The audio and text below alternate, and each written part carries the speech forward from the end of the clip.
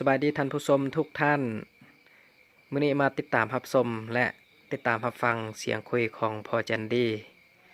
ซึ่งจะให้ท่านผู้ชมได้รับชม